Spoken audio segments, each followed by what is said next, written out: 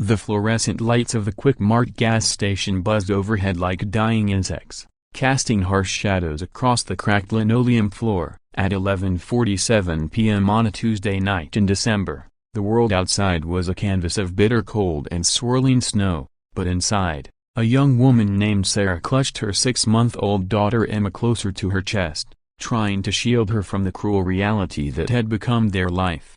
Sarah's fingers trembled, and not from the cold that seeped through the automatic doors each time a customer entered, but from the weight of desperation that had settled in her bones like an old ache.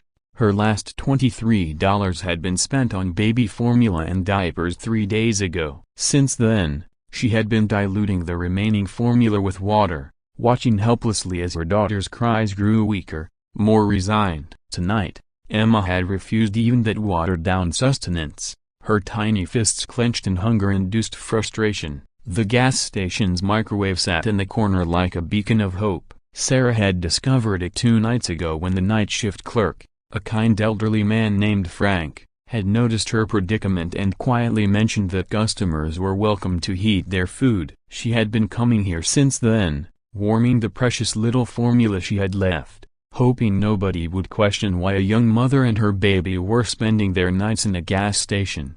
As Sarah approached the microwave with a baby bottle containing the last drops of formula mixed with water, she felt the familiar burn of shame creeping up her neck. 6 months ago, she had been a college student with dreams of becoming a teacher. Then David left. The medical bills from Emma's premature birth piled up, and her part-time job at the campus bookstore disappeared when enrollment dropped. The small apartment she could no longer afford was just a memory now, replaced by nights in her rusted Honda Civic parked behind the gas station, where Frank pretended not to notice them through the security cameras.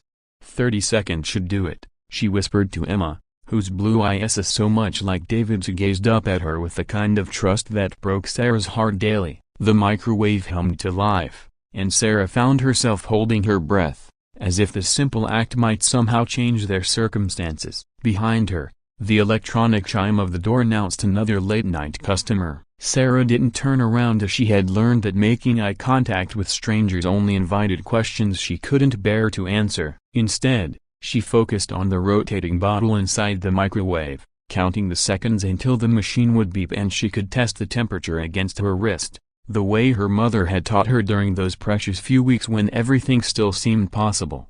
The footsteps behind her were measured, deliberate, expensive shoes on cheap flooring. Sarah tensed, hoping whoever it was would just grab their energy drink or lottery tickets and leave her to this small dignity she had managed